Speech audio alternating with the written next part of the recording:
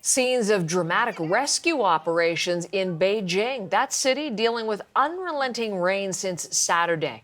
It's caused widespread flooding after super typhoon Doksuri hit China last week. At least 11 people have died. Roads are submerged, thousands forced from their homes, and it's not over yet because there's another typhoon, Kanun, that's taking aim at the east coast of the country. We have the details this morning from Hong Kong and Andrew Wood, who's live with us today. Andrew, we're looking at these pretty incredible scenes there in Beijing. Tell us more about the flooding in the capital. Well, Beijing's a city of 22 million people. About 50,000 people have been evacuated so far. The latest figures suggest, although these figures take a while to compile accurately, that perhaps as many as 20 people are now missing or feared dead. And as a result, Beijing, or the president of China, Xi Jinping, has said that he wants basically the emergency services and so on to do their best to try to sort this out, and has already started allocating emergency funds to try and clean things up. But it could take a while yet. There's still rain expected over the next few days. But as you say, this is a result of Typhoon Doksuri. That started as a super typhoon out of the Pacific Ocean about 2 or 3 weeks ago. It's rolled across the northern Philippines, killing several dozen people.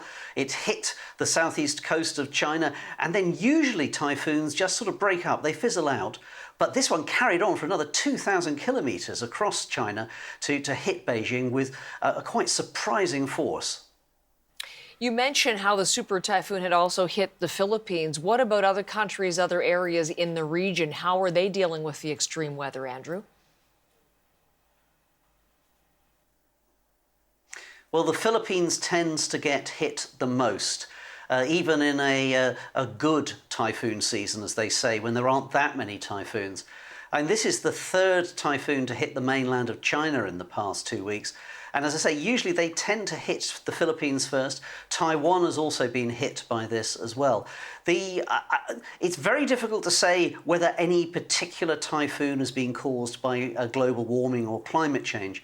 But the way that a lot of governments now are considering things in the region is they're preparing for the worst, or at least getting worried that the worst might be on its way, that things are going to get worse, and that typhoon seasons will be longer, the storms will be more extreme. And as you were saying just now, there's already another typhoon forming up out there in the Pacific Ocean. It's already affecting Okinawa, one of a southernmost island of Japan. And if it does continue its current track, and they do wiggle around a lot unpredictably, it might hit Shanghai, which is China's biggest city, and it's a business, economic and industrial powerhouse. Andrew, thank you very much for all of that information. Andrew Wood live in Hong Kong for us this morning, the scene in the Pacific.